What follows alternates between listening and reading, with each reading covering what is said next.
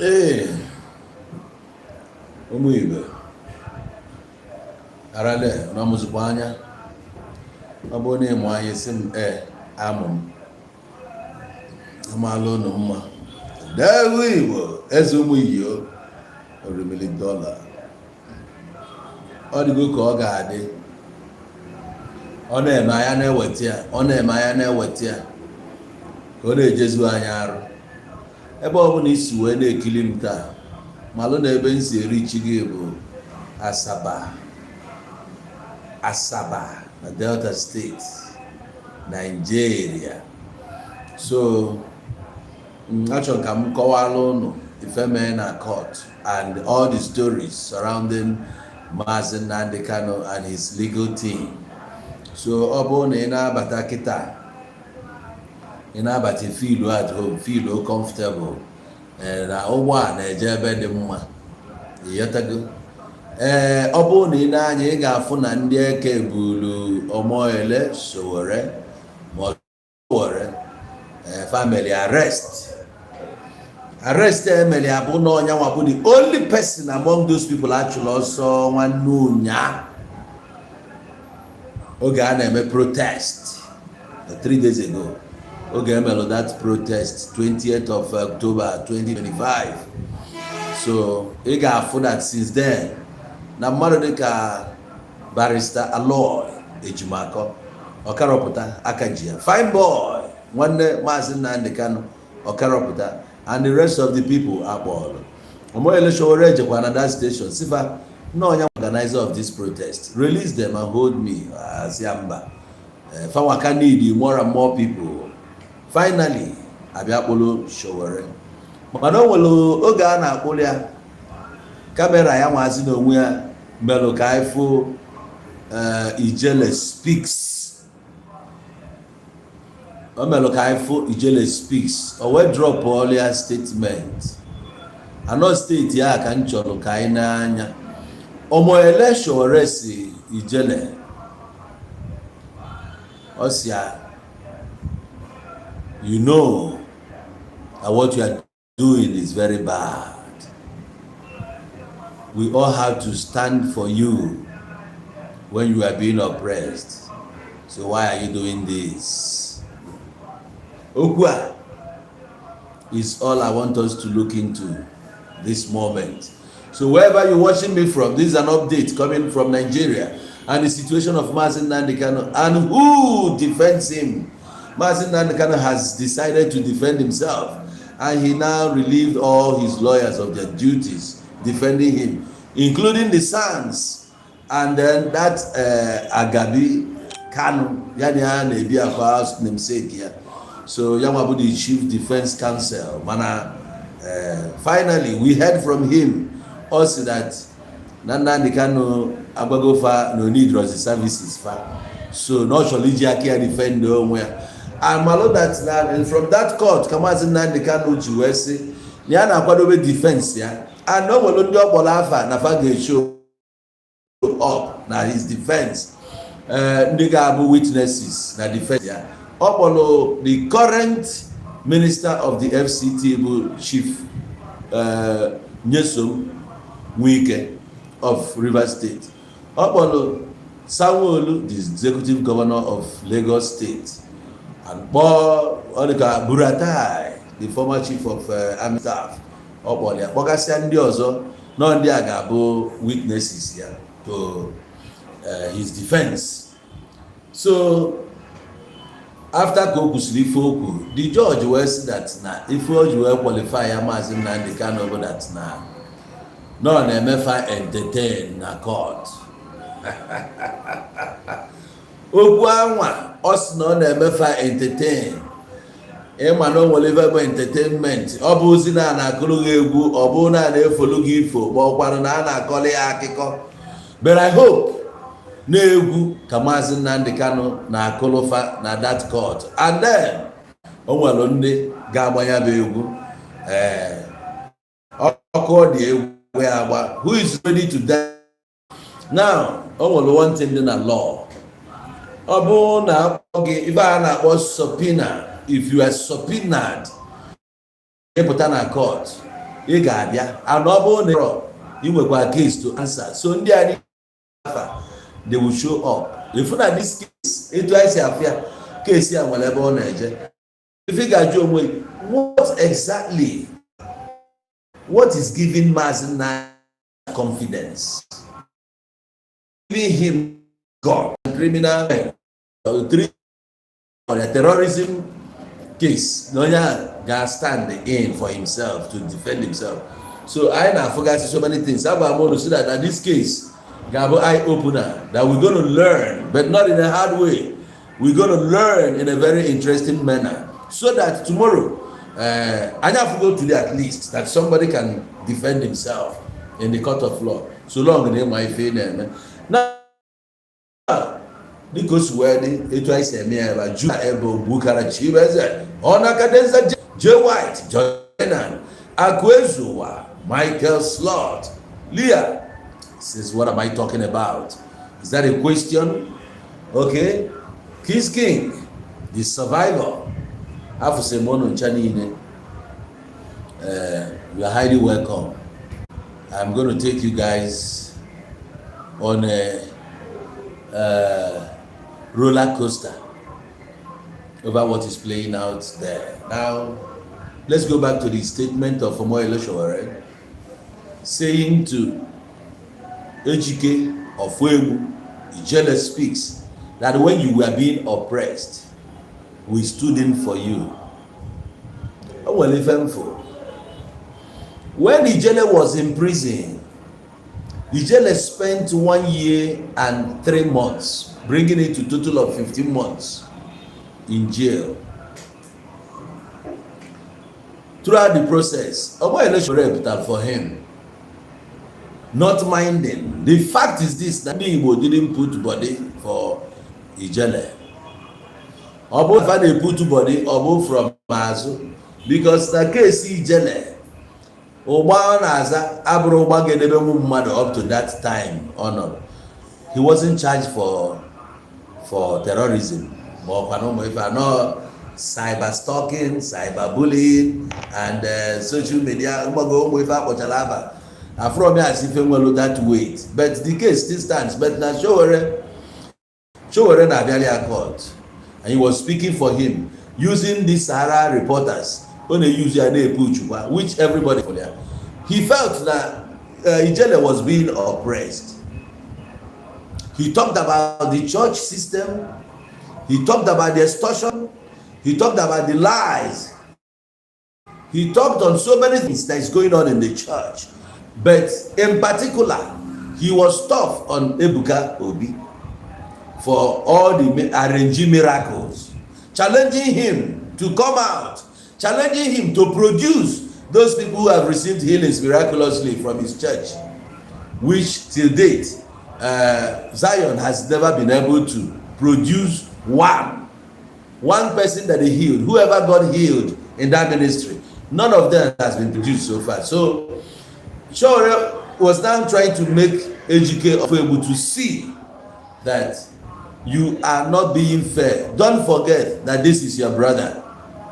No matter what, no matter whatever offense he committed against you, one thing stands out, that both of you are brothers. No matter what. In Igbo language, we have this adage that says, no matter what your brother did to you. Now, somebody did a song here in Igbo land. Though he's late, may God rest his soul. His name was Lawrence Nwokoye. He was coming from Okija. So, he was popularly known as, what's his name again? Ekuamoji. Yes, he was known as Ekuamoji. That was his popular name. He was using that name. It was his brand.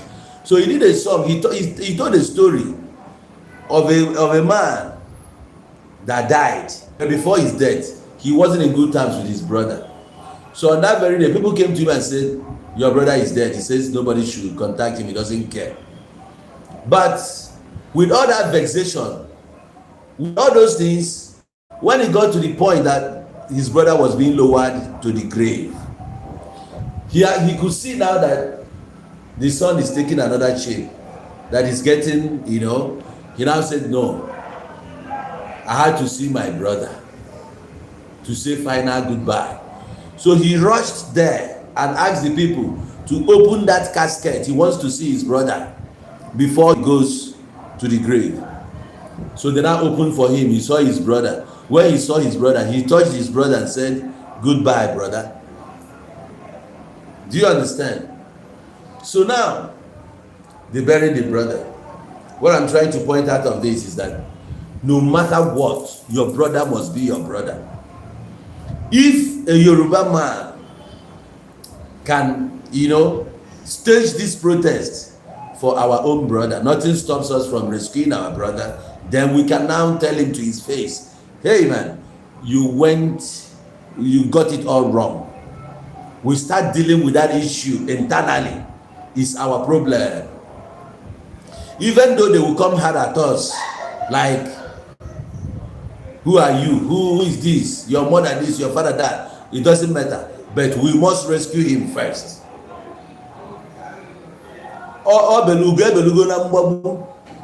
Nnamdi Kanu is not a savior.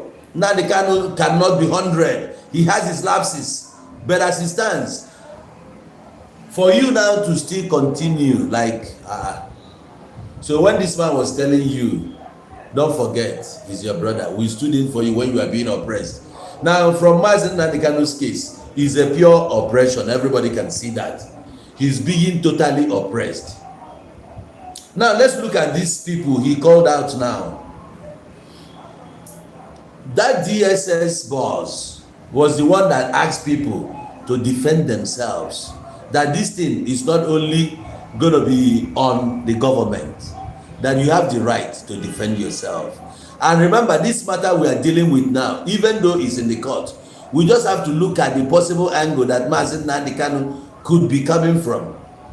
If you are the one that says you can defend yourself, and now ESN was formed by Mazen Nnamdi Kanu on the basis that he wants to defend his land. This case now, I'm wondering how the judge will be facing it, or whoever made that pronouncement that you can defend yourself. So people have the right to defend themselves, but you cannot say that his own establishment in the area of that Eastern Security Network, that it was not sorry, just a minute.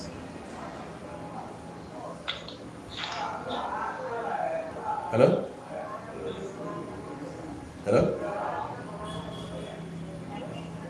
Are you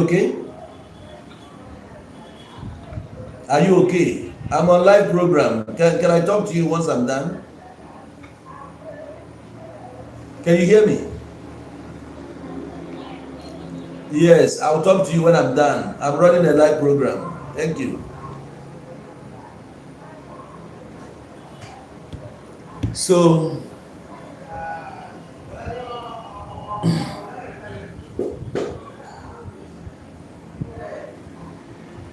yes, listen. No, I will get to that. That's why I said, no matter whatever that happened, we need to get him out. Then we trash out that issue. Sorry. Ebiago. The Abatanim office, can you get moto?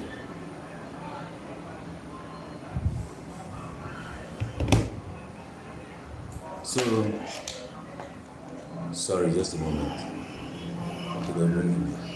So I will come to that very aspect of the people who were killed by ESN or whatever. So we will come to that. Now, we are talking of, you would not be like, okay, that ESN, formation of ESN wasn't backed up by government. It doesn't have government approval. That is the only thing you can be saying now on that regard. So, that being said, I don't know how it's going to end. Now, let's look at Sowore. I could understand that what happened in 2020 during the EndSARS, with all that, that even the panel they set up for inquiries and stuff never mentioned Mazen Nnamdi Kanu. Neither did he say that he was a participant in that 2020 NSAS. You see? So, but now Sanwo-Olu will now have to come to the court and give his own account on what he knows, how Mazen Nnamdi Kanu participated in that. So now, Nyesom Wike also, I see him appearing in the court too, or he sent his counsel. And then I'm trying to see why Mazen Nnamdi Kanu had to pick on these big wigs to come to his show. And Mazen Nnamdi Kanu is now standing on trial to defend himself. So now I see it's gonna be so interesting. Sorry, just no, I'm not settled. What's happening? Yeah, what are yeah, for that's it. That will help you.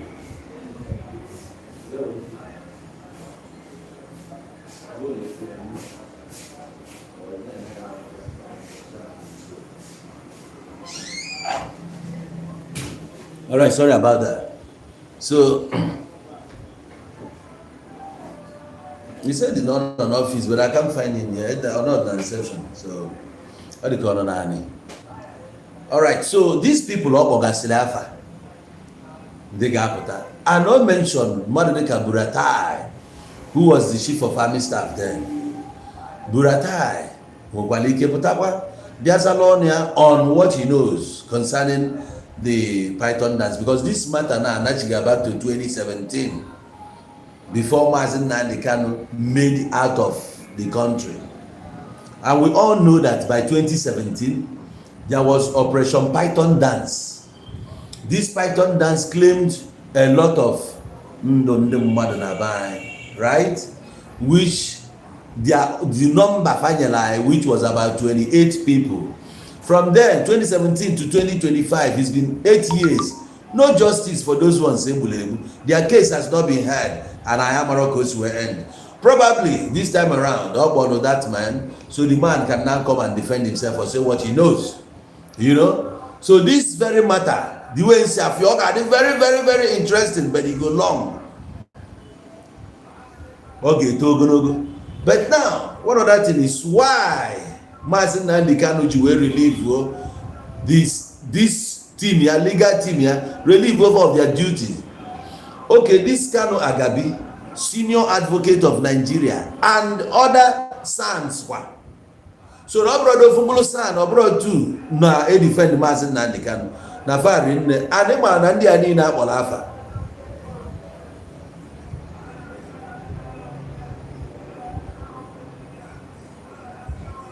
Listen, even when I'm talking, I'm still reading your comments. Obono Nkenga, I will respond to it. Now let's look at what Onyema said. He said, no, we'll stop being logical.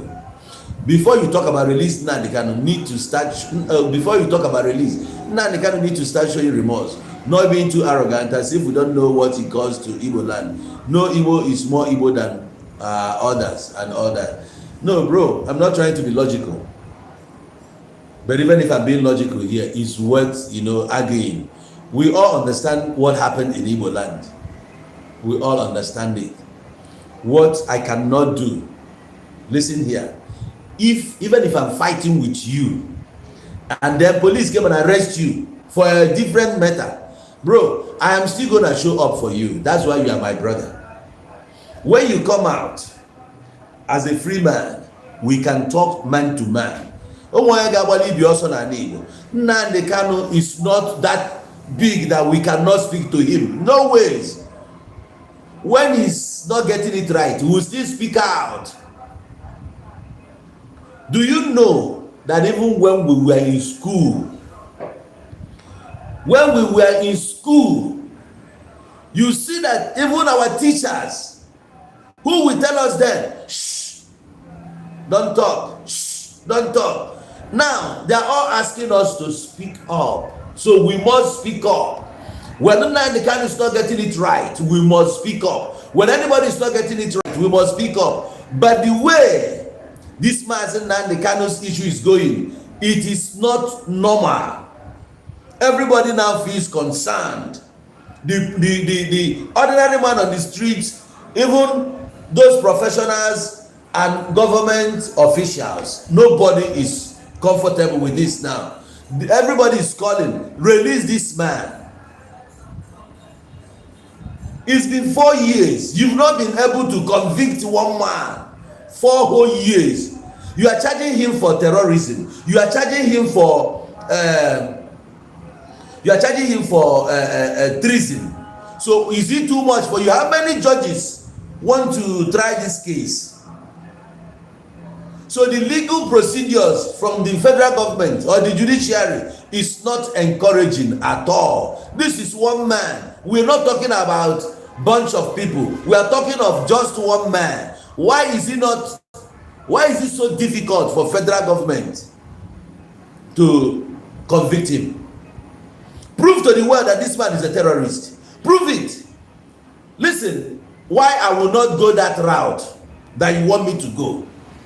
If federal government of Nigeria will go that length of going to Kenya to get him, bring him back to the country, I thought by now they would have sent him to jail. You couldn't convict him, so why are you still holding him? If he's guilty, like federal government is really sure that he's guilty, so what are you waiting for? You open up your defense. What? We are watching. It's been 4 whole years. That's why everybody now says, no, this is witch hunting. Few days ago, the president was so comfortable to say, I will forgive these whole people. People whose offenses crosses from, some of them, they bite their husband, they bite their friends, some embezzled the money, some of them were drug cartels who were arrested some years back, and some politicians who did 1 or 2 things at some point. You now have to pardon them. How about the Boko Haram? The one you says they are repentant Boko Haram. These are people from the north. You have allowed them to go free. Yoruba Nation now, by Sunday Igboho is a free man. Biafra still stopped. Why is he still stalking? Why is he still lingering? Why are you not letting this man to go? Then let us deal with him in our own way when he comes to our land. We will not count for him all the damages. And we will not tell him, hey, we don't want this thing to continue. If federal government is really, really sure that he's operating. Hello? Bogota na sitting in office. Sitting in office. You look at an office, sitting in an office. Huh? What are you saying? If you go to now get in a message. So get a guy again. Oh, kita. So can you talk about kita?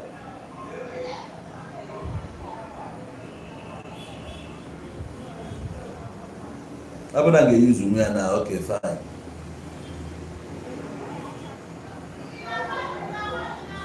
I do about radio.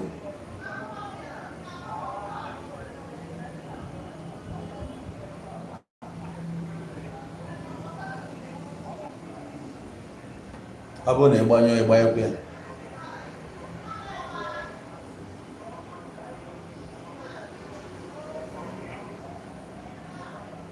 Obiala. Amazikwa mo. Anyway, when the through, I will let you know. In 30 minutes time, got it done.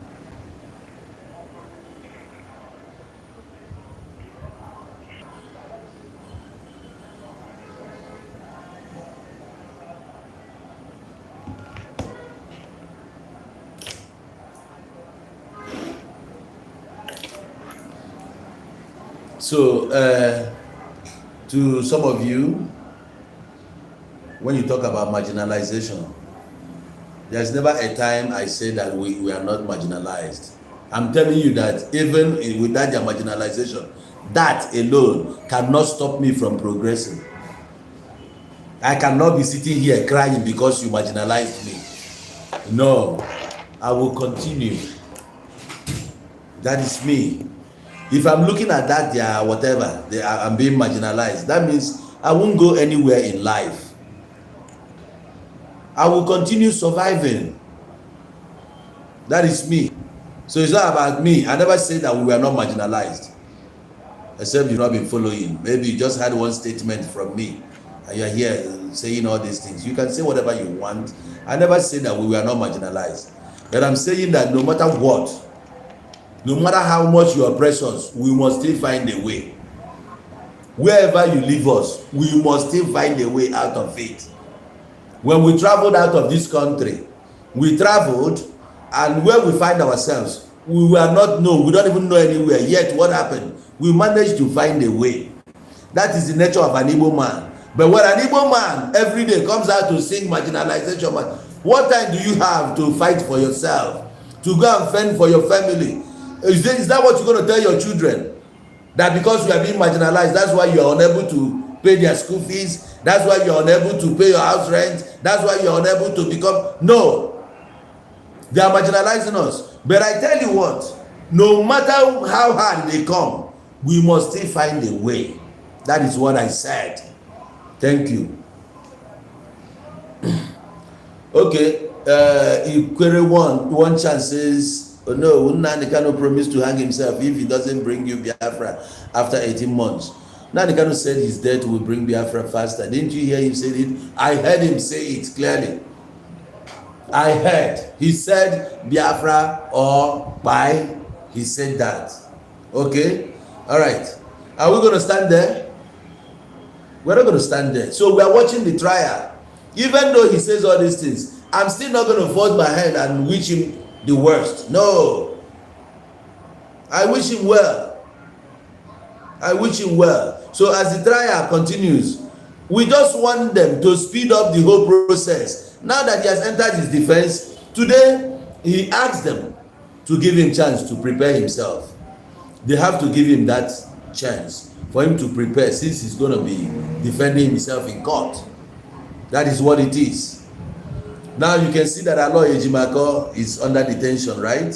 So who is going to stand in for him? He says he wants to do it himself. So this is that time for us to see how smart Mazi Nnamdi Kanu really is. He stopped by talking. Let's see what is going to happen if federal government stands a chance, or if Nnamdi Kanu stands a chance. One thing definitely is going to happen at the end. Federal government court, which is Supreme Court, some time ago, tried to convict him. He went to the appeal court, and appeal court discharged him and says, you can go, you don't have any case. Before they trumped up other charges again and leveled upon him. So that is what he's into now.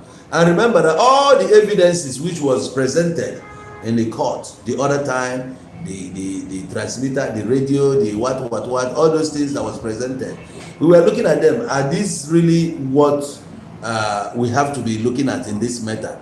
A matter of such magnitude, that where you say that this man is a terrorist or something. So we are watching. So that now that Mazi Nnamdi Kanu has opened his defense, we are watching. Tomorrow he'll be back in court. Let's see what's going to happen. That is how it's playing out now. But for Ofwebu, I've said this before. Just allow these people to do what they are doing. You coming there to show yourself. You coming there to make sure that this man is grounded. For me, it didn't really augur well with me. It's not sitting correct with me. We are all brothers, no matter what. We are all brothers. Whatever happens, Mazi Nnamdi Kanu, maybe he's arrogant, he has attitude, he has this and that. Let the court handle him. Let the court handle him.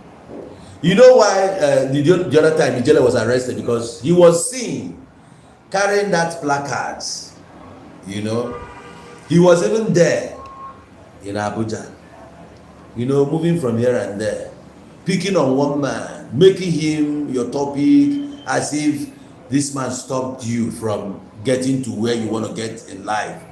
He's not stopping you. He might be a scammer. He never scammed you. Maybe he scammed your brothers. And it's up to you to warn your brothers. Make them see that you are being scammed. Not, no.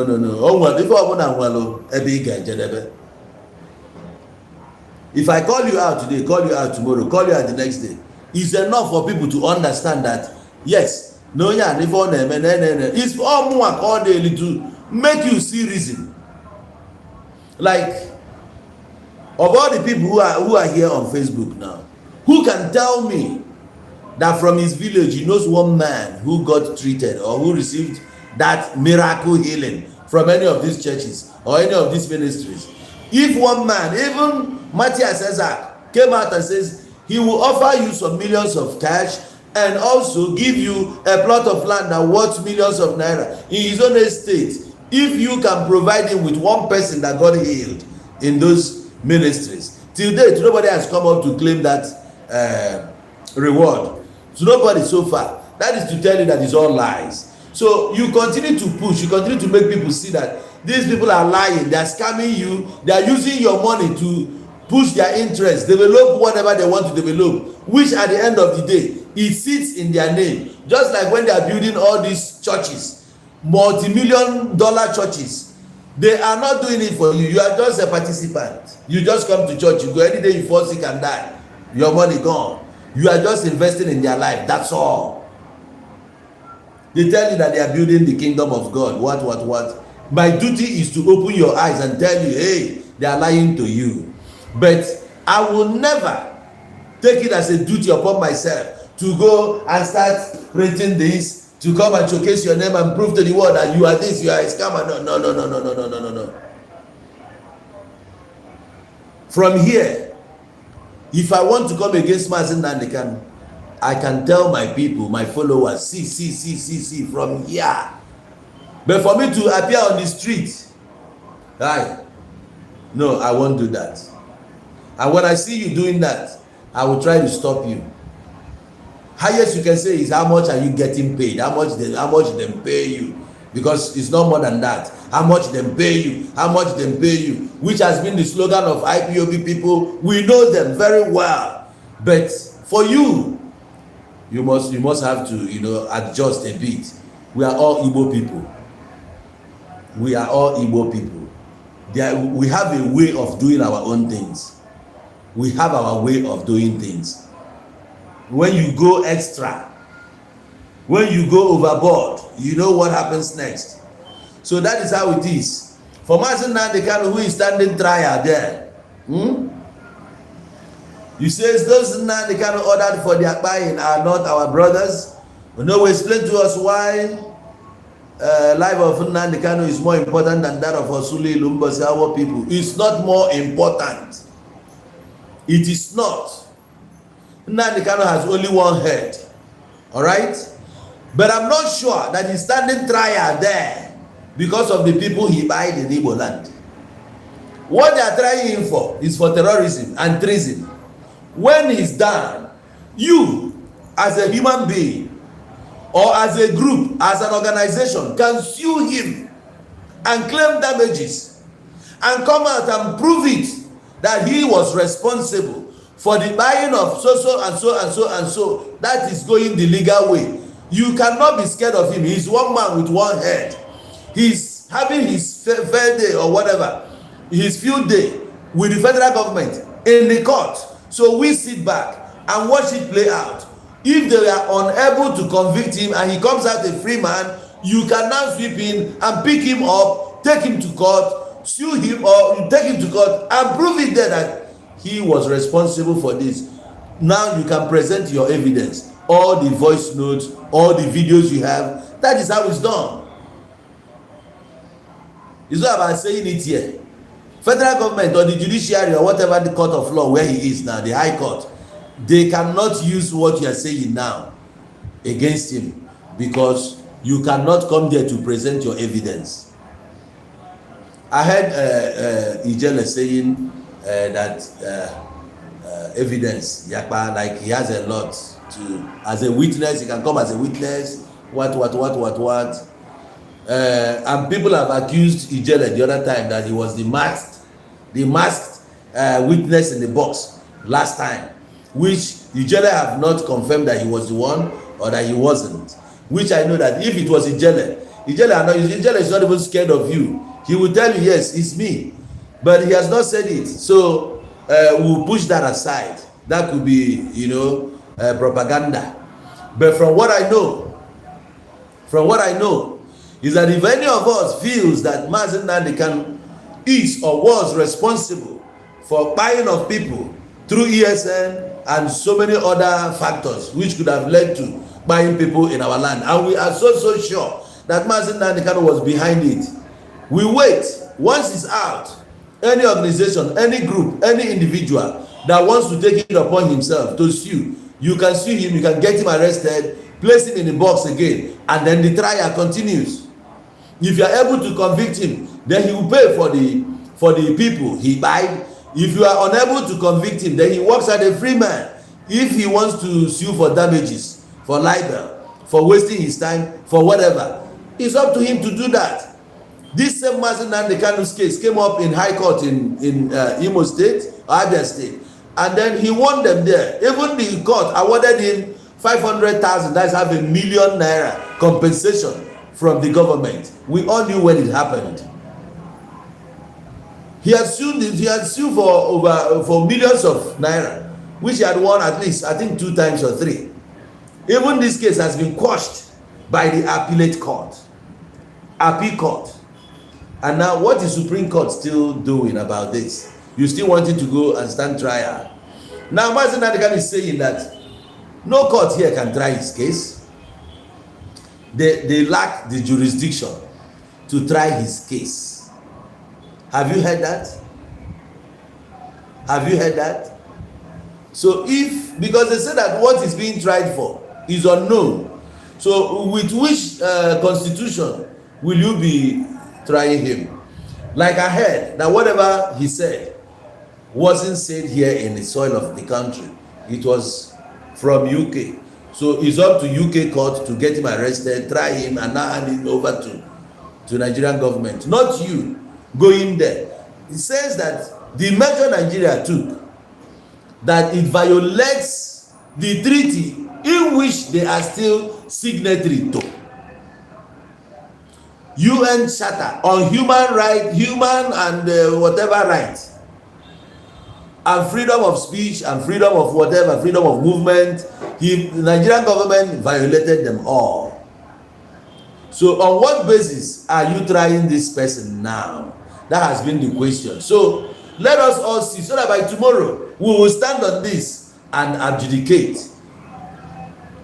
In some parts of the world, most of these cases now in the court, when somebody is being tried, you will see a lawyer citing a case which took place in 1912 in some certain country, that this is how the case ended, or this is how they deal with the matter then. So now that it's happening in Nigeria, it will still make history that maybe in 2081 somebody, a lawyer somewhere, can still cite there was a man called Mazi Nnamdi Kanu. In his trial, after this, after that, this and that, this is how the matter was ruled. So that is a history in the making. That's why I say that this is very, very, very interesting. Let's see where it goes, and let's see how it ends. This is history in the making, and I like it because it's becoming so interesting. So somebody says government appealed the judgment and won. Please stop misleading the people. They won what? Government won where? How did they win? By piling another charges on top of the one that has been quashed. The matter started afresh. You don't say that they won. They didn't win. They never won. Okay, Onyoma says I should bring him on. That he wants to educate me so that I don't mislead my followers. I can't even see. Can you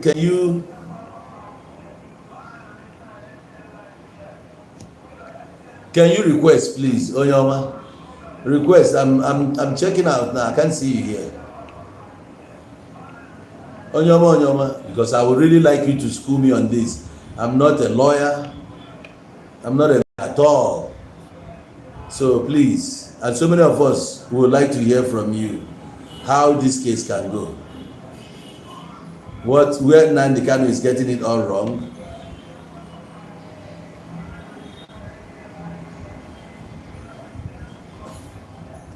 Onyoma, I say you should request. I'm on you now.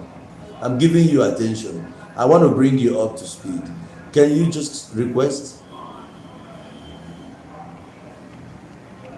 You are not doing that.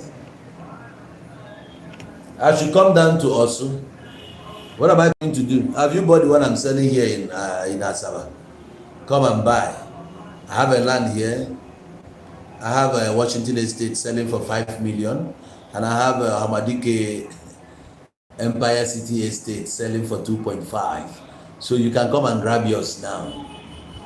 Okay? A lot happened in our land. We all know that. But is that why you want them to convict him and send him to jail?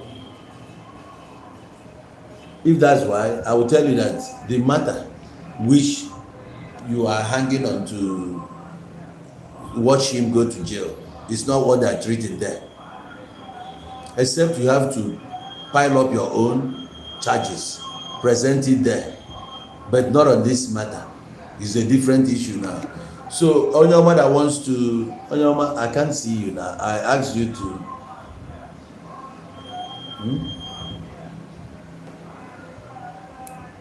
Yeah, I can't see you, Onyoma. I can't see you. I won't lie you.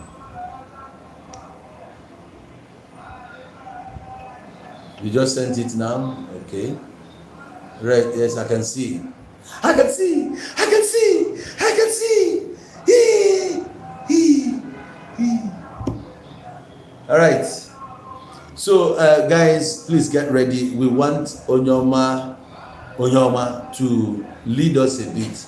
Open our eyes to how justice is being served, how it can be done, and how I've accepted you now. So wait. You soon show up, okay? I'm watching it from here. It's adding you, okay? So that is Eto's word now. Kaimalo Etumas in the Kanus where I'm an over way out of these whole things. But for the fact that Mazin Nandikano is not a lawyer, I'm skeptic. I'm skeptic of his idea or on legal matters.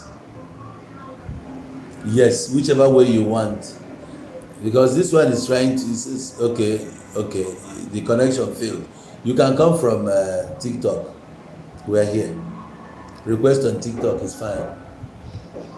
So Amaromia as a lawyer, so from Amarokwam Kusia many magic.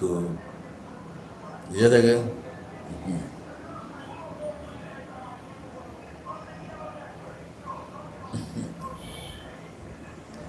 Hey. Oh my gosh. Can't you go through one much?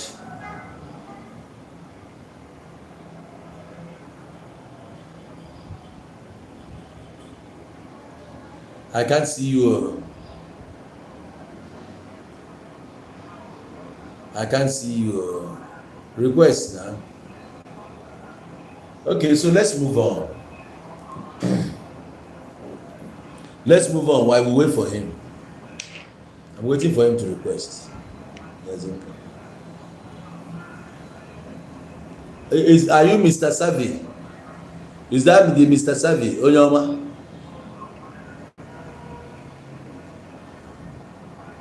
Let's see what Mr. Savvy has to say. I don't know if Mr. Savvy is Onyoma. I'm not sure. I've sent for Mr. Savi to join. Okay, Onyoma has come. Let me invite him. I've sent you invitation, Onyoma. Is he not honorable? Is he not? I guess it's you. Onyoma CY. Okay, this one is Onyoma CY. It's not that Onyoma. Well, so from Ifen Neku, kinda apron Ifen Neku, remember what I said before, because I'm from Ifen we mislead my followers. Because Mazin Nandi Kanos actually Jackie and defend your way. Afro me called the misleading. Na the son, ndi no na team ya no relief lo nya obuna. Farapia kia wala kia defend your way. Amoro mo eba kan suwe mislead ndi mmadu. Then okay, Onyama see why. But I've sent you now. I sent you that invitation on Euphoria. Invite. Invitation sent. Then phone again. Check your device. I sent it again.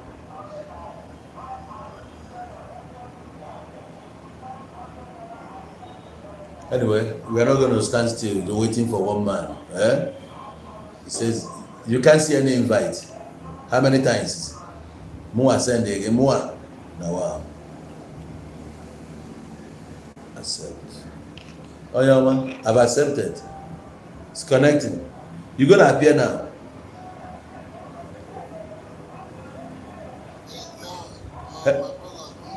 Hello. I greet you one day. Oh, wonderful. You're welcome. Hello, my brother. You one of the Igbo influencers so much love and I like. Oh. Okay? Yeah. Even no 2 days, Mama, for your live video, all of them can we have miss. So in a enjoy what I got and was no so you seek advice or God don't take I have a sentiment in the by display. Yeah. Yeah. I'm one you I don't cannot the kind of but yes. You what I got? But Bible said Okudiro they make on my last. Of course.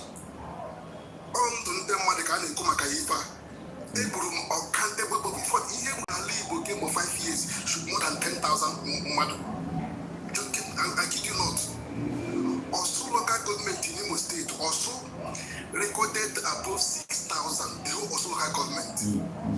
As I'm here now, I can send you like 50 people. No, keep them up, but 50 people. I have the names. I can send it to you for you to see. People, you can go to their house. You, Mr. Doego Kongo, I have their names. You understand me? That is by the way. I can hear there. Oh no, give me and we have court now, and then we high court. We appeal court. We Supreme Court. Yeah. You got sometimes in the government of Morgan election, how can you high court win here? General appeal court win here. General Supreme Court because that's not hard there. And Marciasi. I am a court of tribunal. Yeah. But the tribunal, yeah, the general tribunal, I can bring it to Supreme Court. You understand? Yeah.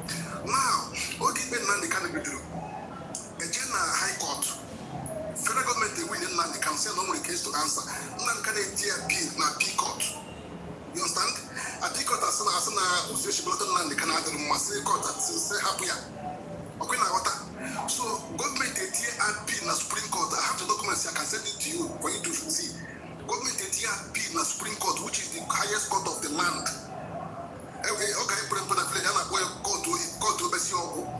Wait, federal government appeal na appeal court. Na Supreme Court. Not the kind of one in appeal court. Government is another appeal to Supreme Court. You know, can be any say again.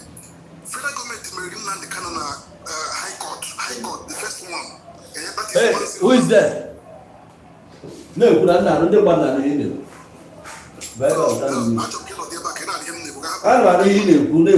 I'm here. So, federal government win in the first na high court, which is 1-0. Nnamdi win in P court, which is 1-1. You got to go. So, government they put a Supreme Court, which is the highest court of the land, and where Apex Court, the highest court in Nigeria. You know, I have a general, and when you get back here, you get a lot of opportunity to get there. So, government they put the Supreme Court. Supreme Court, the judge see what yes. Now, how for now, who's the Shibolatan Nigeria had their own one? They said it. But however, this is how they put it there. They agreed with yes, we have seen that the way you are brought into Nigeria is not good. But however, you have a case to answer. Go back to High Court, the people arbitro. Go and stand their trial here, which is a ban on Kita. You know, now. Then they look every ban on it. Since I none have been frustrating federal government. Otie Joshua Nonka, Otie Nka, Otie is the one frustrated not federal government. Okay, I'm going to take by a map. Or because Ijele George. In my memory now. Federal government change George with the George in Kano now. So George I know I actually about everything also. Everything in Gaga. You can go okay with the Agadi. Agape with the beg or the George, you know, say we will make a young man the academy. That don't have a George in Kawanya. Okay, now, so I believe terrorism, and you can Google it with your phone. Yeah, 90% in the whole world, and terrorism. The witnesses, because of their life, and cover your copy, can Google it with their phone there. It's allowed all over the world to use dead witnesses to testify in the terrorism case because of their life. You can Google it.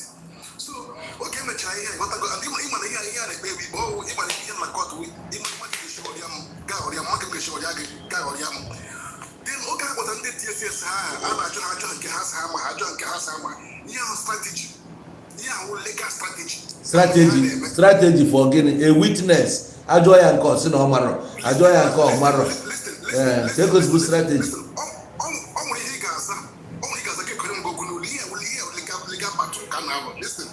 No, Kambia. Neymar. This is. Yeah. If I have a court, do you know about this? The same back, which means you are not sure. So.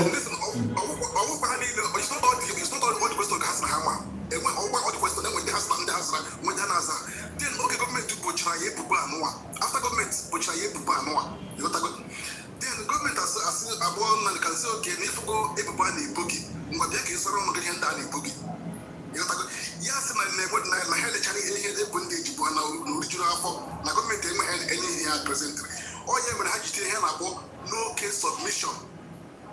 No case submission over a judge, not the end with no big West time, whether you have for no new marker. So, George, I think that time I have longer chat, much a good chair. I bet you, but George is near the go if you need the government tender. No original for or the good just keep on talk, you better some over. Okusa na yejira ho. You got to go. I was even the Ojura, then Dr. Yama, Dr. Nan can everybody hand around her, and that was no Jura, a regular George. George has no, I am relying on that report, his own private lawyer, Dr. Wetre. Fair enough, the judge were constitute 8-man Nigerian Medical Association team. Ofonye Igbo, Ofonye Yoruba, Ofonye Edo, Ofonye Hausa, the other money 8. Why had you money at this check him with Gigan and Memoja? Kakawaga Wulok. When you buy a notia.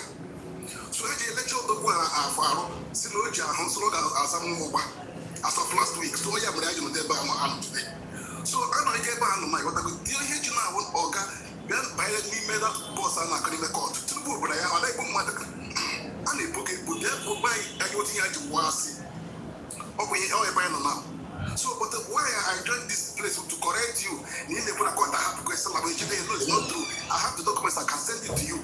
You got to go. I'm with the High Court, and P Court, and Supreme Court. Federal government won in High Court.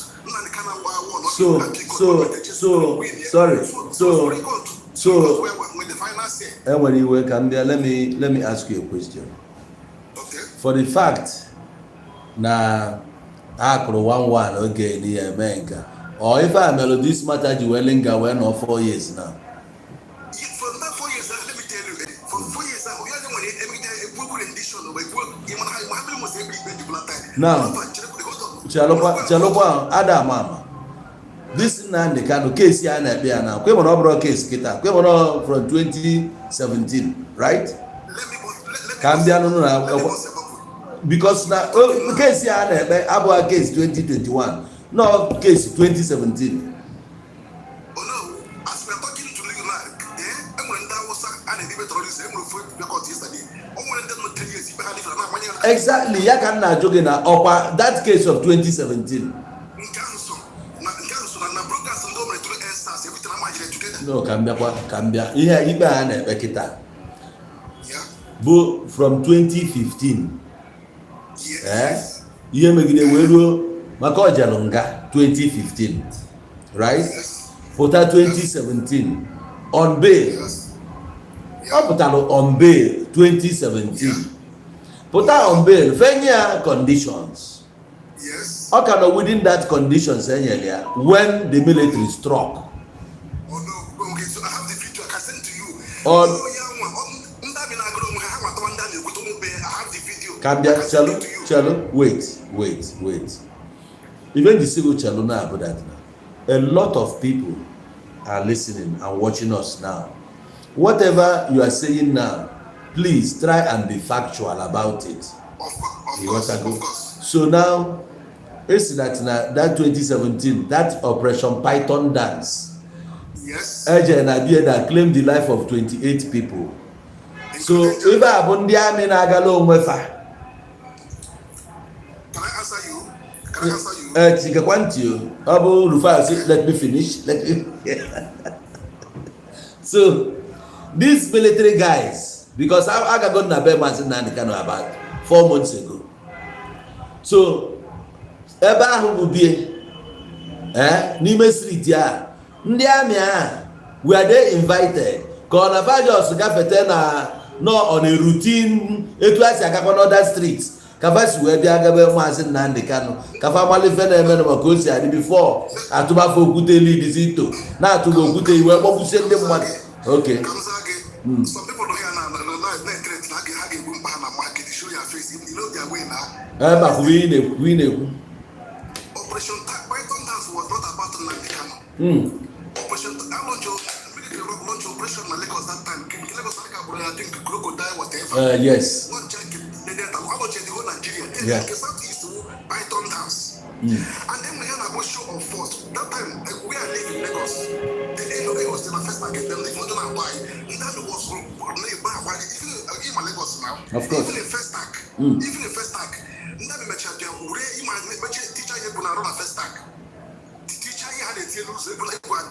That was in Lagos. I still remember that in River State, Python dance, the crocodile smile. Yes, crocodile smiles. Crocodile tears, yes.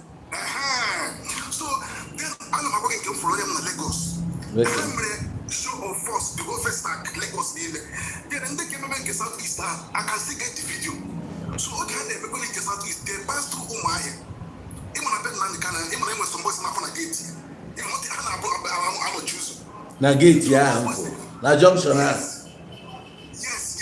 So those was we have the phone on video. I'm not it's on video. I can get the video sent to you. I can look for the video. So those boys at that time on Sunday. Let me tell that thing happened on Sunday. It went. That thing was on Sunday evening. That was on Sunday. That did not buy even a that day. Even that day, I had to go to the West. On Sunday. On Sunday, I have to go back. Now went back. Then I retreated and come back on Monday out of anger because I went to on Sunday. I remember that day I meeting the boy in Ijele. I'm not going to hear ask or emotion. I don't get the kind of yes because but let him be remorse. I want to report on that ball and 18 and now remorse. Let him come down for his high horse. So no. Wait. I was telling that. So after Cap challenge me Okute, Fagazi recruit to Biasie the next day. Bido from there. What you expect? Yes, and then again, what you expect from the I have to free. And they came back and do what they're supposed to do now. No, what they are supposed to do go ịgbagbusi ndị mmadụ because na atụ vote. You invited them now. Okay, when they come back, this Asari Dokubo and Abalita, do you know the man that can back for that Sunday evening? Asari Dokubo has to send his boys to take him away on that Sunday evening. And that became on Monday. But some stupid people from Uche Mafana radio now when they should go and defend their leader. Hey, gender as well. Cambia. Wait. Asari Dokubo send the boys to come and rescue him. Those boys, those boys are the station, no Mwahia. Called Afari Beku already. Called those boys, Nona Rivers. Nefe, man. Here, check the time frame. Get take Kisi Asari Dokubo with idea. We send their boys here. On they send those boys as vigilante, as police, as rescue. Can they have? Good question.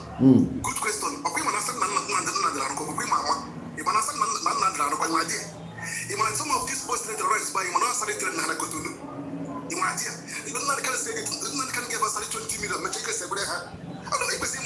Onyelo Asari Egawa, Konyeli aka train boys in Kiabi.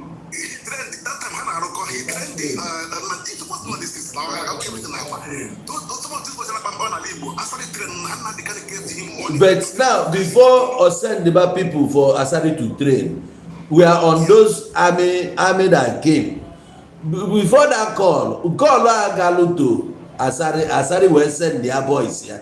Those boys is River State, where they are Omoaha. And I check the time frame to come and rescue that. I was there, I watched in a video.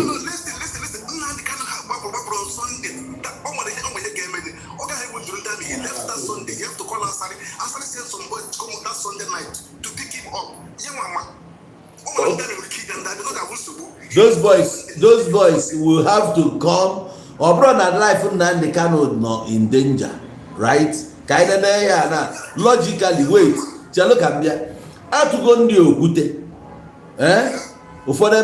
This is just a normal matter. Suspect. Now life you had to go at risk. And this is so incapacitated that no one can run for his own life except Morgan or here. Can they asali train as if Namasi Nandikano almost their boys around him that moment. Ndi Wolike is Kaisopu Nandikano. Abariyewe, was he injured? Or the my question. Let me finish. What Rufa is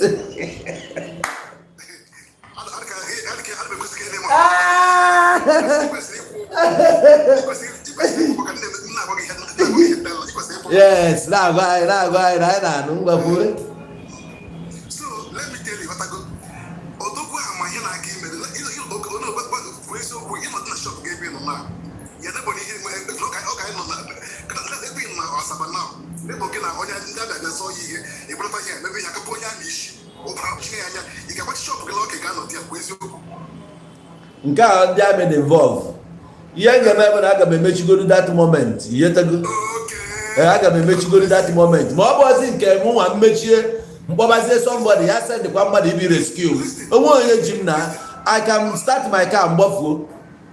Let me tell you.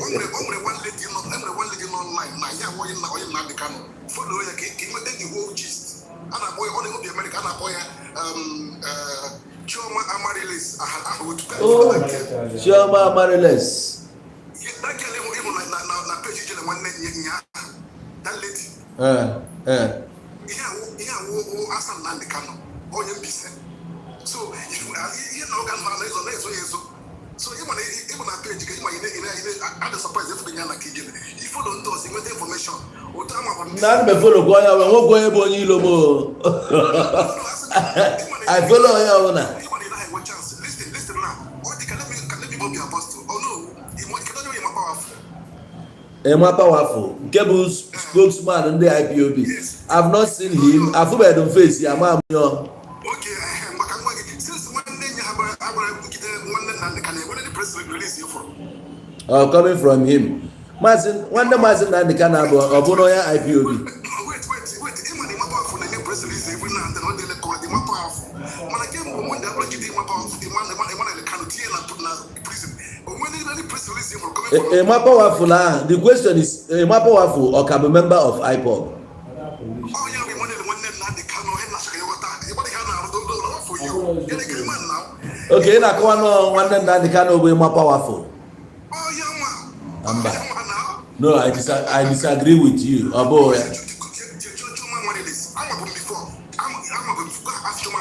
Really? Okay, you don't want to get one day. Can you hear me? You might press release. You don't got each other. Can you have an argument? Unlike before, or even my protest everything. Have you seen any press release for the more powerful? Abos ya, ndị DOS ekwudebrebe.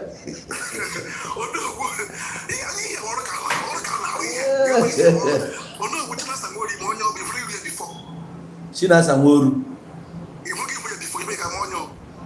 Mba mana pitch Chinasa ke nke mmazi ke nka na-eyibe suit ka afa nka na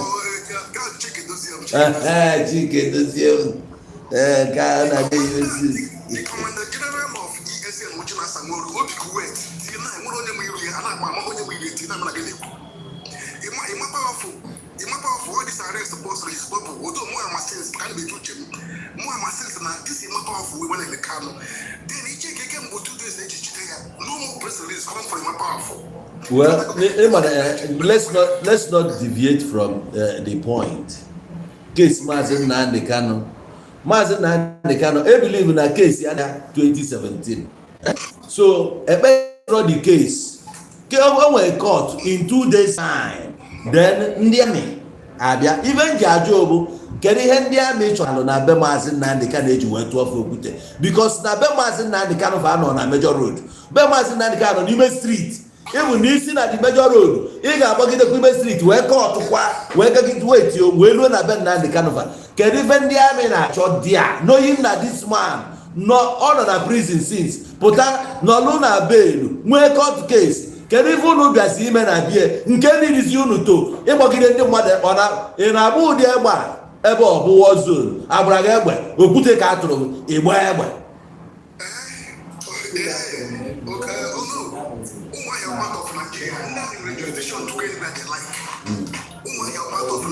Okay, now Gambia chalo we nwekwe n'iwe ịgba na agbalụ abịa be Mazen Nnamdi Kanu gba mmadụ 28 right? Yes. At the same time agbagwe nkịta kwa ịdị aware justice for nkịta.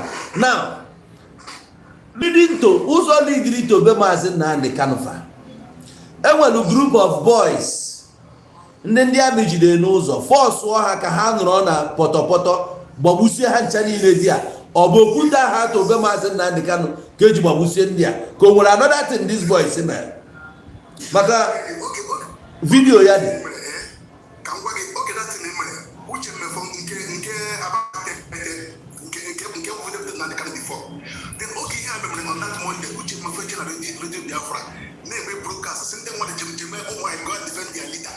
so them when they boss na aga even join one just for their leader so that be not supposed to lose that is what happened other we just no more they much this thing when my boy Karurana no we are trying to state the fact the people are watching yet ago because the year 2017 up bago na memories in the mmadụ or this is fresh yotana so all to I know people will recall now those there's no way you get you where from the mmadụ no na boss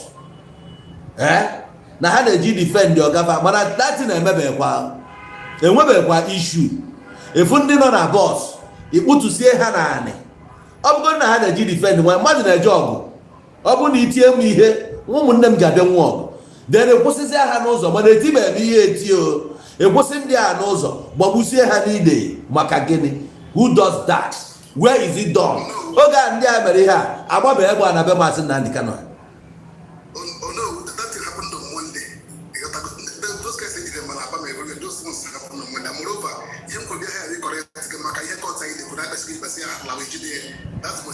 okay, ebe a ka na-emislead ya ebe a ka na-emislead ndị mmadụ na ha akụghị na court federal government ị na-akọwa na federal government winru na high court then Nnamdi Kanu wee tinye Nnamdi na Supreme Court that is case Nnamdi Kanu obido na Supreme Court ka obido na high court So mgbe o na high court, ebe ka ekpere na high court before jebe Supreme Court. Ekpere high court for high court to appeal court before Supreme Court. Wait, high court onye win? High court government win na high court. Federal government win Nnamdi Kanu na high court. Nnamdi Kanu etinye appeal. O tinyere appeal, jee appeal court. Win o, akwụọ 1-1. Federal government. After go win channel, federal government change. Go to get just Supreme Court. Chosisia ndị na-defend the federal government. Assign all the case to new people. Ndị akpere ikpe a. Now, ọkwa Maazị Nnamdi Kanu n'onwe ya wee tinye federal government jebezi Supreme Court. Ka the matter na Supreme Court. Maazị Nnamdi Kanu win on this case na Abia State High Court. Award 500 million as compensation. Now, before federal government teach wee jebe Supreme Court, appeal court gwara for that na case ya na try na ha nwa lack the jurisdiction na onwe ihe a ga-eji wee ya try ya na this country. See him na Nigeria be go guilty of treaty has to ya wee sign that na mmadụ nwere right to nke and ọ bụgo this extradition na bụgodu the worst thing ị ga-eme because ọ bụgo international issue. Ọ bụzi local matter ị ga-deal with na Nigeria. For you to move from here ije na that country, you will obtain akwụkwọ gosi na onye anụnwa is wanted. The two countries bụkwu signatories to United Nations on Human and Right Charter.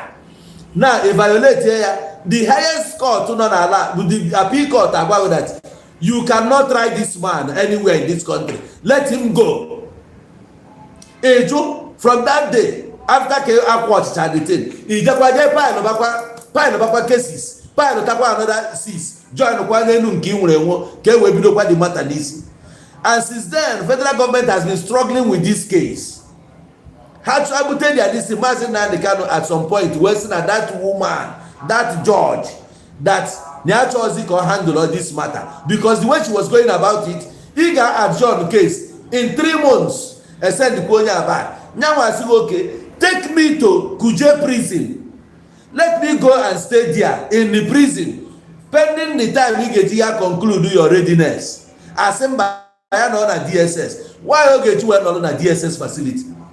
Recently, around area, Kaya Guzochala all these doctors. The report was a before nke DSS wee na-akọwa all the okay, not the feet is standing. Gịnị dị na-hapụ ya general treatment?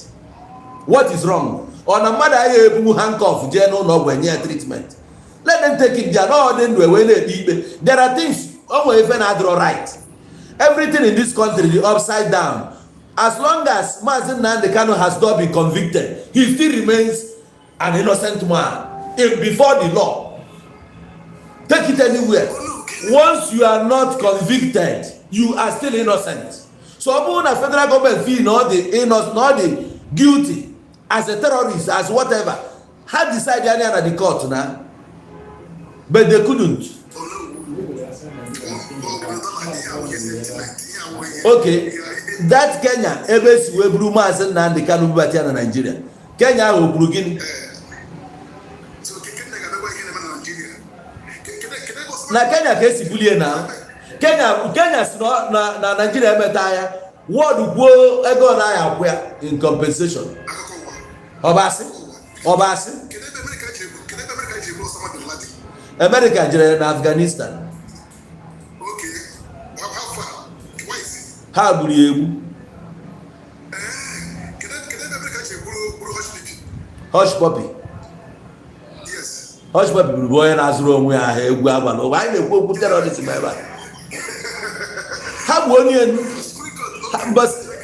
Gee ntị ihe a kara ime ha mekwa ka America.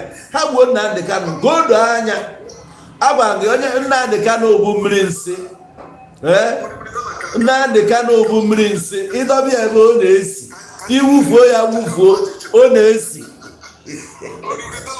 Nwanne m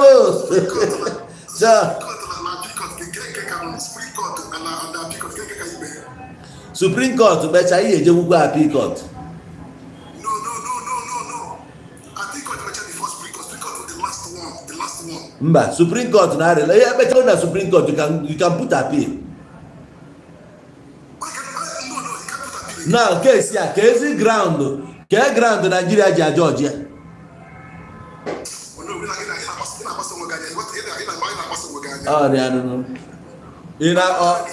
Okwu mmadụ kwuru na mba ka isi ebe a jee bute onye ahụ.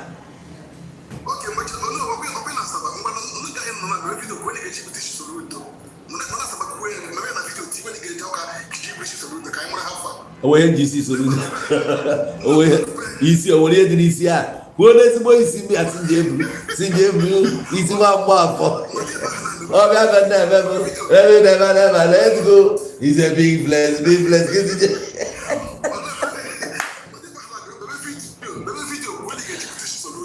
a ga si na onwe ya ji isi eme kwuo ezigbo isi enwe ya ji isi soro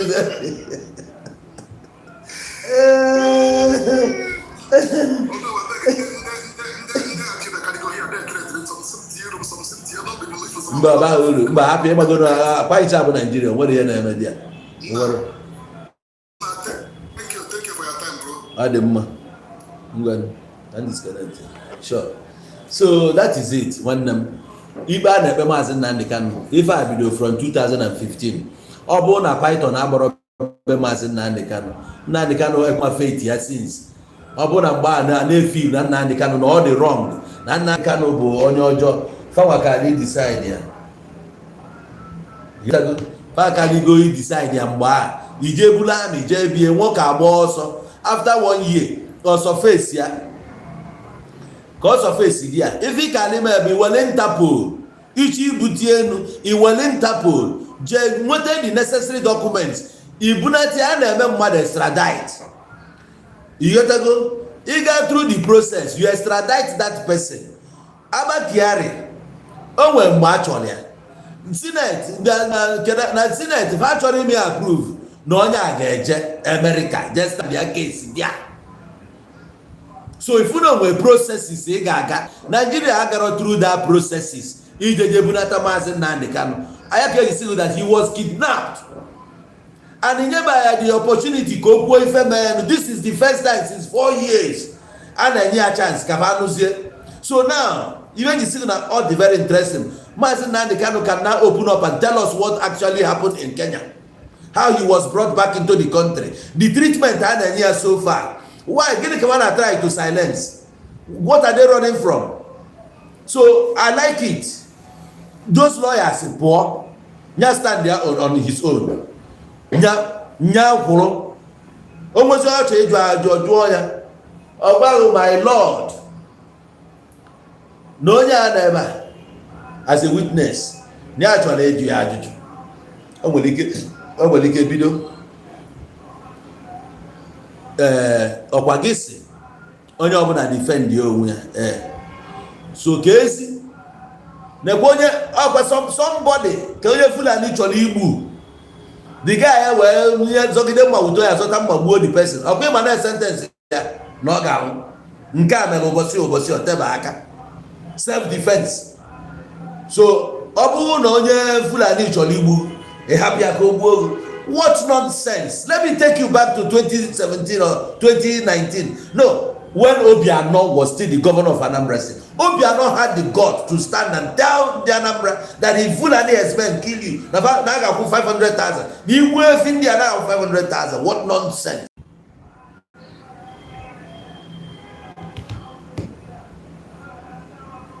So I get Kubegodo Punka even in self-defense. I get fed in that self-defense. Maazị Nnamdi Kanu get fed in here with these people. Oh, issue of education. What give me that statement? Okay, give him this. Because the favorable government open their own defense. Kubekucha, wetasia their own evidence. Then to cross-examine their own witnesses. Ajuonya ajuju. Okwagisi na nka say I don't know. Ebeki number sinkane I don't know. Nka, I don't know. What kind of weak witness never? If we didn't were a case, The witnesses in the box, they cannot defend. Ihe niile ahụ ewepụtara onwe nke ikwu no have transmitter. But before your very eyes came when peace talk between the bandits and the government. The bandits had to ride in their motorcycle majestically to the venue, hanging AK-47 on their shoulders with ammunitions, live ammunitions. They came there, the military was there present. They could not even disarm them, collect those guns. They still allowed them to go with those things. Tell me, no bụ onye Igbo ka afro peso n'aka.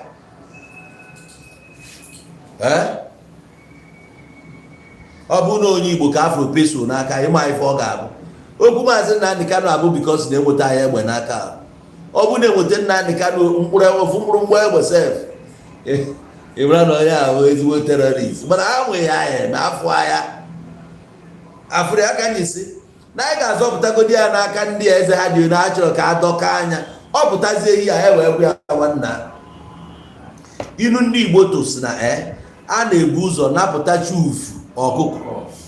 Ịnatasị anya ọkụkọ, iwe jebazie ọkụkọ a, kedu ebe mmanya gburu iwe jebe ebe ufu nọ. Ị na-ahịa ala. So let's get our brother out. Ọ pụtazie anya ewee ya nna ifukwa ife ESN ga. Ifukwa ife ESN ga na ife ome. A ga-achọ ka esi eti families niile anụwanụ ụzụ ndị mmadụ aka n'obi. Ekwugo okwu anyị chadịrị nwa onye na-eje n'iwu ya, anyị na-anwụ, anyị ga-anọ ihe, anyị na Nnamdi ya afọ isi. Mana ọ bụ ma ịnata ya ndị Naịjirịa, anyị ga-anatagodi ebe a.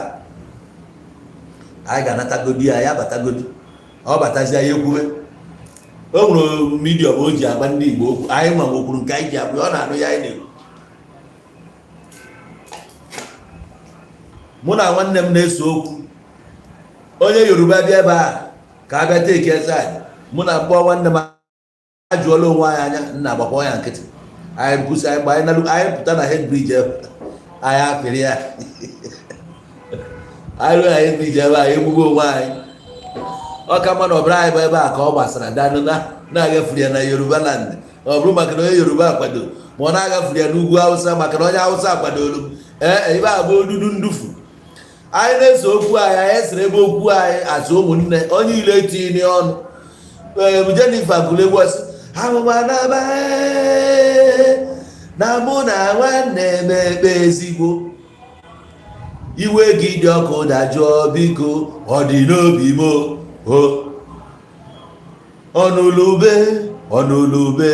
ọnụlube nwanne gba n'ọsọ. Anyị nwewe anyị ji agba onwe anyị okwu. Nwanne anyị na-eme nke ọ na-eme na ada emeta, anyị ga na-agwụ ya no matter ife ndị ọzọ na-ekwu. Ịkpọrọ nsabụ ma ọgbọ nke a ma nke a, you don't consign me. You can't make me to stop telling nwanne anyị nwoke you are getting it wrong. If ị na-eme ahịa ị na-emeta ya, nke a bụ nke anyị na-ekwuru onwe anyị. Ma ọ pụọ n'ama onye ilo wee decide ya ka ọ mezie ya because na anyị na-ese okwu n'oge emenwu ya. Ịgba na onwe isi, anyị ga-afụ isi, anyị ga-eje nata ufu ahụ ọkụkọ a. Ọ bụ na Nnamdi Kanu na ha dị sure na o mere ihe ha si mee detain. Anyị na-ene ka anyị ka esi ya convict ya. Anyị na watch ha convict Kenya. E nwere a na-asị release him unconditionally, mụ nwa kwu na ọ ya abụ unconditionally. A ga-ekpe dị ikpe si kpee nya ife ahụ a na-eti si kpe Kenya. Ihe niile afro n'aka o ji wee bụrụ ihe a ọkwa ya egwe gosichara na court ka anyị fụ ka ya esi wee lead to ya nwa. I mind you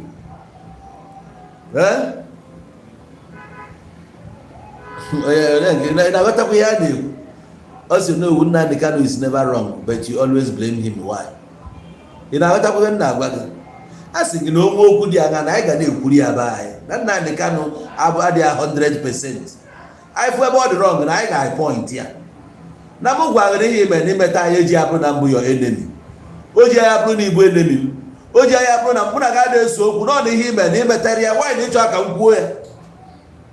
When you are getting it wrong, go say it wrong. Even if we have criticism, and when you criticize constructively. Or if I dey ku, o we Nnamdi Kanu egwu ya gwa na okwuta ya. okwuta ya you can onwe ka edisia right n'ihe niile onwe okwu a na-ekwugide onwe mgbe ọ na-eruo pride abata. If a very dark man, no, you are the only person where the capacity in Nigeria, this, that, I can boast without ever boasting abatago. Oh, we couldn't have the kind of guna drum, Monagema. Keki eji we kwusi ne brugo nka ne bu God onye chiro ka dị ndụ ọdị onye chiro ka ogwu ahụ dị mma ogwu ahụ okwuru ọ dị mma ndị nwa na-agba isi akwara ị chọrọ ịma ụdị okwu ahụ na-ekwu egwu onye chiro ka ọ dị ndụ ọ dị ndụ onye chiro ka ọ nwụọ onye ahụ nwụọ a na-ekwu ụdị okwu egwu na wato yiwo anyị na-ekwukwu ihe anyị na-ekwu onye ọbụla kwanyere onwe iwu onye ọbụla kwanyere onwe iwu onwe onye dị mma n'azụ onwe ebe ihe ajaba nwanne gị ijagidezi ajagide ị na-achụkwa na onwe mgbe a David gba Goliath katapọt ijukwuru onwe gị ọ bụrụ na David gwara ya wee misie target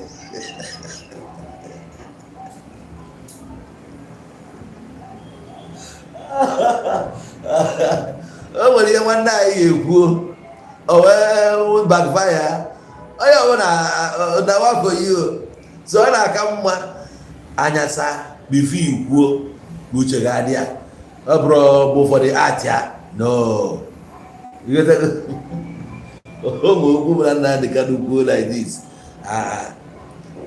o kwuru si na ndị Igbo niile dị cost ọ dịnụ anya onye bụrụ anyị ọnụ ọ ndị na-abụrụ ọnụ ka esi ha pụtara ka esi ya ọ bụ okwu a na-adị ekwu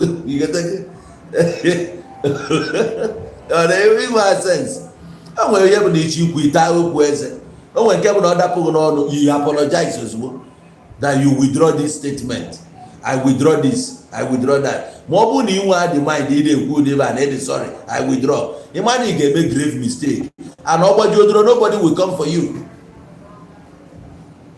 At this stage na if I need ime bụ ịyọ ndị mmadụ onye emejọrọ ya gbaalụ ịyọtago anyị chebe ka nna adị ka nụpụta bịa kwuo ya onwe a chance ispeak ya dị ya so anyị nwa ga-emegodo ụfọ nwanne nke anyị na ya bụ anyị erusigodo mmụọ anyị ka ọ pụta ya jụọ onye ajụjụ nna ifụkwa ka ọ dị n'ọsụ ahụ ị na pọintị aka nna ifụkwa ka ọ dị n'ihi ala axis nna ifụkwa ka ọ dị ebe a efere efe a na ya chọrọ ya. You got to go. Many families were lost.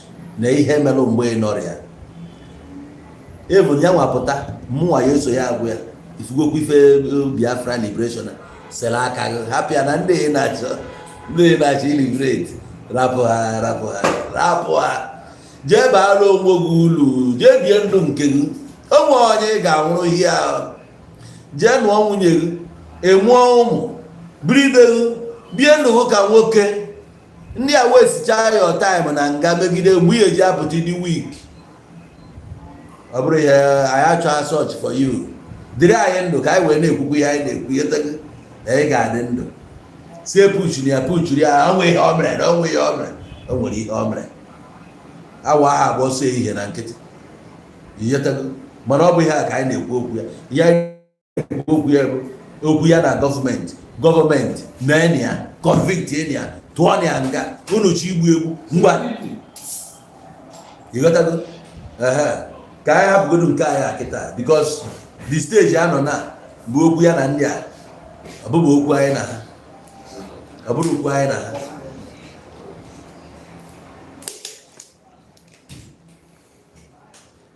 ịbụ na ọseti onye ọbụla afọ ya dị involved n'ihe mere na be anyị ga-agwụ ya ịghọtago ọ pụtara wee nụ scores ife Simon Ekpa mere ọ pụta ọnụ scores nke Chike Dozie m ọ pụta ọnụ ihe ndị a na ndị DOS na-eje heme akaụntụ na ya gba mawozibrecha afọ anya ma ma owozikwa eri ka nke fọ ọnụ maka ya nwere onwe ya ma ọ nọdebere wee pụọ and is expected na mọchị ga-abatago ọ bụzie na o nwere ọcha abata anụ emegodo akaụntụ nke ọ debe wee pụọ ibe anyị ekpe ka nkụ nudu ha reliziri anyị akọwe ọfụma Keke nọkata nnọọ ịgba igbu nwunye mmadụ n'ahụ. Justice for Nelly. Ikpe Nnamdi ka ya efesi enyi a ikpe ọ ya ekpe ka nkụ. Onye na-ekwugheri ya keke bụ ọga why talking like this now? Gịnị ka a na-ata ọkụ na-abụrụ ya ihe bara uru?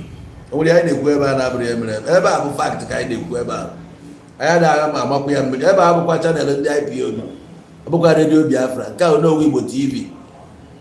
Ihe ọ bụla e mere a na-ekwu maka ebe a anyị na-ebekwa akwa nọ nwanne anyị ma nọ ihe anyị na-ekwu anyị ga-stand like men ndị dị willing to igwe onwe ha eziokwu anyị na-agwa onwe anyị onye ọbụla shit ye sọd ya ka anyị debegodo iwe nke n'ihi ka anyị natagodo ufu ọkụkọ a ka anyị natagodo ufu ọkụkọ a o nwezi ihe ịma ọ mere ibupụta ya anya na-ediskọs ya and the best place ị ga-emekwa ije gbaa ya akwụkwọ na kọt ọ bịa ebe anyị na-ekpeli ya ọ bụrụ na o nwere nwanne gị o gburu n'iji evidence wepụta ya akọnviktie ya o jebe nga dị na ya ọ ka esi eme ya o wee mepego anya ibe ọṅụṅụ adịrị ya okwu niile bụ na court. We see each other in court. Federal government enweghị ya emenwe ife anọ na court ka a na-ede ya etu a ka ọ dị. If you have anything against Maazị Nnamdi Kanu, we meet in the court. Peter Obi o nwere onye kwa oge Nigeria chi gbagara aghara ọ sị ka mụọ down ya chọrọ ije court o jebe court ujego court before bagharịa enyechigakwa ya mandate ya obido si Anambra steeti si apụta so ofukwa na ọdịkwa na jebekwa court etu a ka ọ dị ife ilo na Nnamdi Kanu dị responsible for the death of your family members or friends. You pile all the whole things debe ọfụma prepare your case mbọsị a ọ bụ na ESN gburu onye a and ya nwa ga stand there as the founder and leader of ESN nyanwa ka ọ dịrị provide ndị mere ha and ọ ga-asị na ama name na ọma name ihe niile na nọ under your command because no command and control so o jebe ọzaba case ya ama m na wata na so ọ bụghị anyị ga-anọ na-egbu onwe anyị dati igbu nwaanyị ha kere dati na o wutere Nnamdi Kanu ama adị happy na ụdị ahụ ka na one of his members ke ndị a just gbaa ọtọ ke ya everywhere DOS enweghị ike stop with such thing mmanụ na this thing nwere ike dent their image fa gbachite nkịtị a na-eke foto nwaanyị a esokwu ka ikwuo m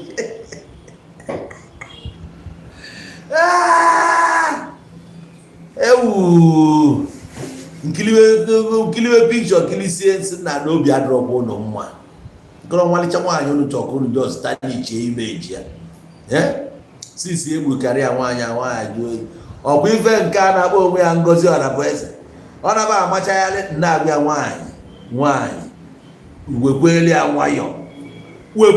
nwayọ na a na-ekekwa ndị udo ayara ana nke nwa anwa nwetie mma ekekwa ya ndị mmadụ welu nwayọ nọ nwaanyị ka ịbụ nwaanyị adị mma ọ pụta ebe ụmụ nwoke na ọchakapụ anya ịpụta ire ekwu wa wee chaa ka ụmụ nwoke kwucha gị nwa bụ deputy prime minister obodo nke Onowu Igbo si na ya mgbe Soludo na-ekwu ọ na-agba APC guba candidate ọsịa na Anambra steeti ọ chọrọ eche bụ Anambra steeti Dr. Nnamdi Azikiwe Chuba Ọkadigbo Agbogidi Ọnịcha mgbọsị afa so ọkwa anaghị na-ekwu okwu ya nke Onowu Igbo si na ya ka nke bụ nwaanyị na ndị otu nọ na unu ewedịraba anyị kee ya steeti Ọkaigwe eketa ọlụ eketa Brussels steeti ama gọvanọs anyị ama kọmishọna of nke a na ndị otie nke kasị dị ọrụ military atụkesi anya ka brigadier 5-star general major general nya general karịa anyị afọ defense headquarters anyị ama ebe barracks dị onwe nke anyị ma n'ime ya na ọchọ barracks ijebe n'ime ọhịa ebe mekọp na-enye anyị nke a bụ chief of information information reaching me now bụ na ihe a na-atụkasị aba anyị amarọ so Nnamdi Kanu epụta na ị ga-apụta akwa mmenye gị assurance epụta ekwube ihe emebiela emegide nwuo prime minister na country na-adịba adị o. In fact na ha launch gị a ọ bụrụ country na-eme exist o mana online ama ọlọji gị a na Google mana anyị wepụtabara anyị paspọtụ anyị ama ebe mbazi anyị dịgasị ka ọ ga-abụ ndị awaba anyị si na Naịjirịa ka anyị gbajee na mbazi anyị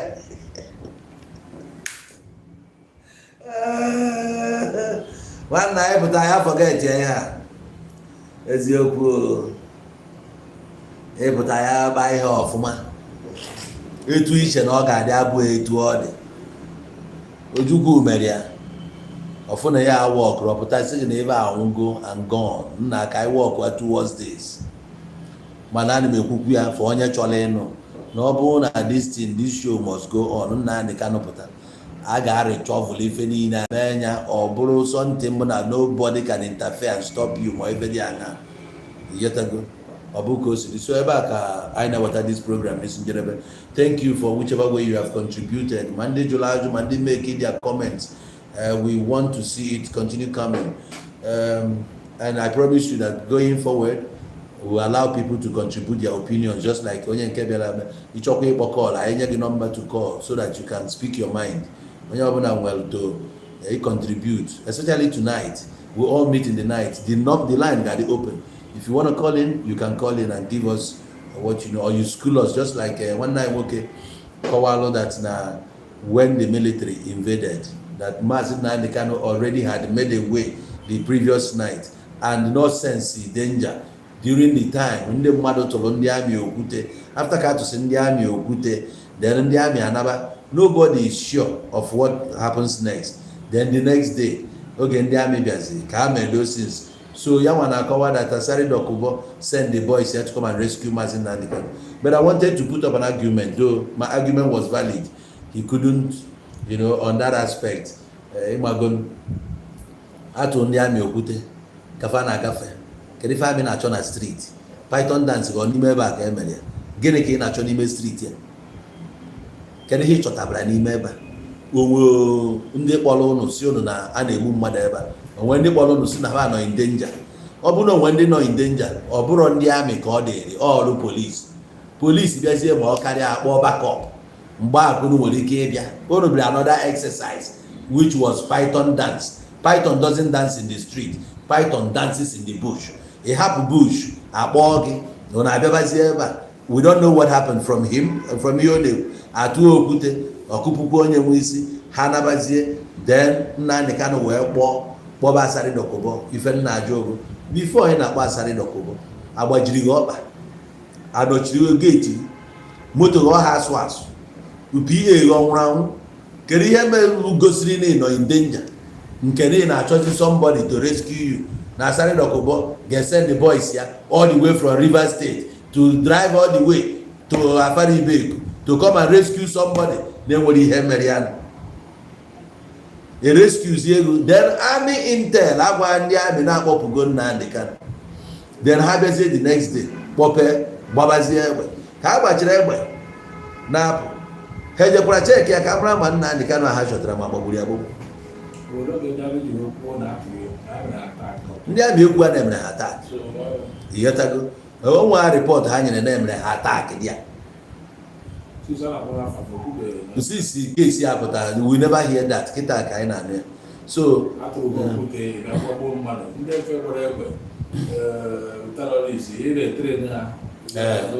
Jos Okwute ka atụrụ mana ndị nke ijere na Sambisa Forest a na-egbusi ndị amị na-agba dị anya ịfụ na emegidere jee na baraks dị na Abuja gbalịsi ebe ahụ suo nke suru ọkụ bukọsi ihe niile dị ebe a anyị fụrụ vidiyo ya python agbaghọ cobra agba crocodile no laugh no cry onwe ihe mere mana n'obe Nnamdi Kanu ka ejere sisi ahụ why na ha make a statement not because of video na gbaji. So on at the moment, sometimes when you want to argue your case, be sure of what you're saying. It doesn't matter. I'm going to need grudges over this person. That's your own matter. You deal with it as at that point. Thank you very much for your time. The more the days, I can more. I'm no nature for now. A few days ago, now Manchester United win ru Liverpool a ka na-celebrate ọ dịkwa n'izi imerite ofu anyị meritere emeri anyị ga-eselebrate ya 1 month ndị amosu ama atata anyị na ya. You cannot cut away our joy. We won the match 2-1 and again dịka December na-elu nso and ị na-akwado ịnata Nigeria, this is the best time for you to acquire at least 2 or 3 or 4 or more plots of land from Hamadike Empire City Estate or kwa na Washington Estate ka m wepụtale ya ka ya bụ ị na-emezi your budget ma ị na-abata ịma na nke a pụọ na anyị na-arụ. Try ka ị make ya sure, try ka ị nweta 1 plot of land or more from Hamadike Empire City Estate ka ọ nọrọ n'afọ anyị Chinefu ọ na-eme appreciate. Is your own investment. Yes, all very important. Tell them ọfụma Hamadike Empire City Estate na-ele 2.5, ịchọ Washington Estate 5 million behind the airport. Legit land onwe ya gịnị a na-aka akụkọ dị ya ị bịa tụnyelụ m nke m na-ele bife a na-ewe Igbo eze ụmụ iyo orimiri $1 ngwa yeah. The question is why can't ESN take war to army barracks? Issue of ESN. I'm a fan of ESN and their modus operandi. More no like them. Even the rhetorics of Fulani, I never bought it for once. So issue of them taking it to army barracks. Ndị abụ ndị army o, ife abụ security. Ndị ya na-ekwu okwu abụ Biafra Liberation Army. Army talks to army. Ndị na-ekwu bụ security. Agbabara wetana. Anọ ndị army a na-ewe iwe na-emebe before ndị army ewe jee ọka igwe. And the result bụ na akọwa that na-egbuo na commanders ma major general ma na wipe all the major generals enwe. Even na ndị Biafra lose well. Ncheta anyị na-echeta ọ na-ewute anyị. How can we lose gallant 5-star generals? Oh my God, even the worst when I before eji wee gbuo onye nka ebu ụzọ je nye ya poison. Ndị a dị very bad. Nye ya poison orie. Ndị mmadụ ndị be anyị nwere obi ọjọọ. Ha nwere obi ọjọọ je poison no iho onye ga-ama ma 5-star or 4-star general. Gentle Yahoo, gentle the Yahoo ka ị nechara anyị nye ya poison. A na-ekwu eje ebe ahụ je batụrụ ọha ihu major generals anyị ndị anyị efukwa ndị anyị ya anyway nsogbu adịrọ. So nwanne m nọrụ n'ọfụma ebe a ka i kwuru okwu ma jetu bute ụzọ ọnọzikwenye ya a na-ekwu ndị nke a men on ground ọ ndị abụ amị Biafra Liberation Army. Ị na-afụ their healers. Ha bụ healers ekwetegodu na ọ na-eme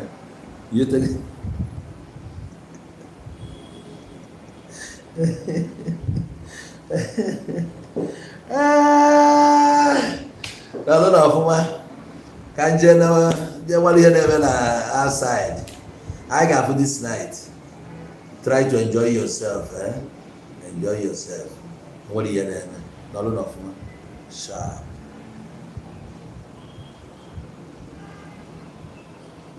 Okay, now you the picture of the estate. Hey, you check it. How did I YouTube ever? This scroll located a few days ago. I post to me. I can still post again tonight. Okay, for the estate. Thank you.